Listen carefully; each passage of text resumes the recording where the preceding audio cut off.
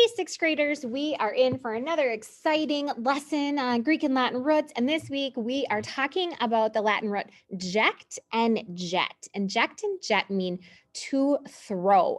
So this one is going to be a little bit more trickier than the last 2 weeks. So stick with me.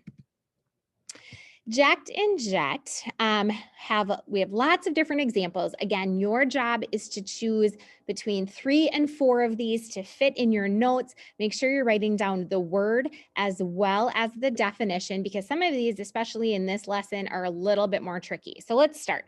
An injection. I bet many of you have recently had an injection for your flu shot, or you'll have them before you start 7th grade. But an injection is the throwing of medicine into the flesh by a needle. You're never going to think of your flu shot the same again, kids. The throwing of medicine into the flesh by a needle, an injection. If you were ejected, it means you were thrown out. Think about an airplane pilot and his plane is having trouble and he has to be ejected from the plane. And he pushes the button and he shoots out and his parachute goes off and he's able to land safely. He was ejected from the plane. Jettison, I think, is a really fun word. It means to throw goods overboard to lighten the load.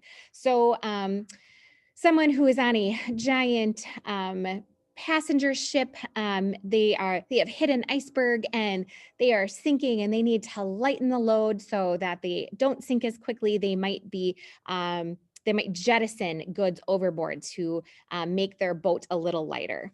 Okay, the next word, it looks like subject, but we actually pronounce this word subject.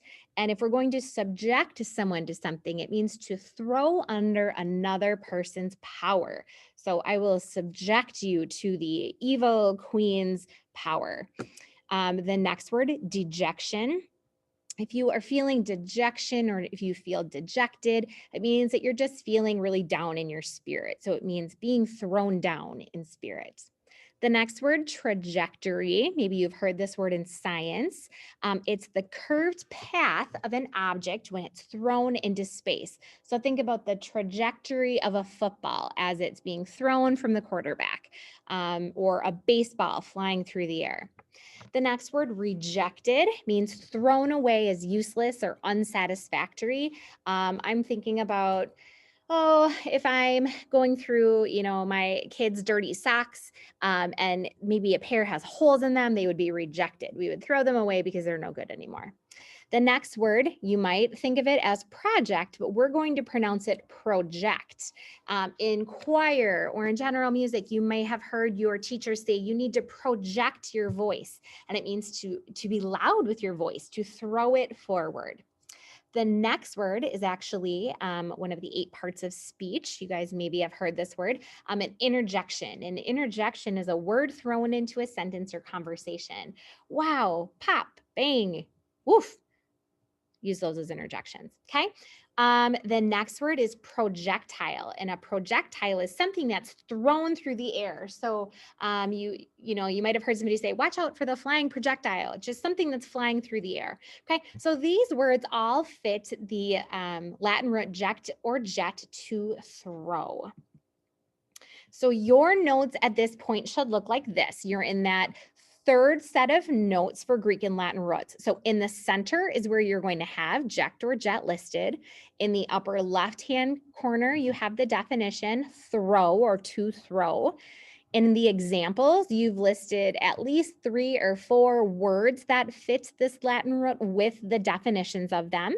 And then your job is to finish the right side of this graphic, okay? You're going to create that sentence down below using one of the words. Again, you can use one of the words that I've provided for you, or if you can find another word that fits, you can use that as well, as long as you know that it fits to throw. You're going to write it in a complete sentence. You're not just rewriting the definition of the word, 6th graders. You are creating a sentence with this word embedded in it. Make sure you're using correct capitalization, punctuation, and that the word you choose to use is spelled correctly. Then above it in the picture, category up in the upper right-hand corner, your picture should match the sentence that you have written. So that's part of the points. You need to make sure you have done that. So just as a review, this is due Friday, November 20th. It is worth 5 points that you have finished the notes for Ject and Jet by including the Latin root in the middle, the definition in the upper left-hand corner, at least 3 or 4 examples with their definitions. And then your job is to complete the right side of your note-taking, writing a sentence using one of those words in a sentence that makes sense with capitalization, punctuation, and spelling. And then your picture matches the sentence that you have written. And the final task would be to take a picture of that note-taking section for Ject and Jet and to turn that picture into Schoology. Good luck, 6th graders.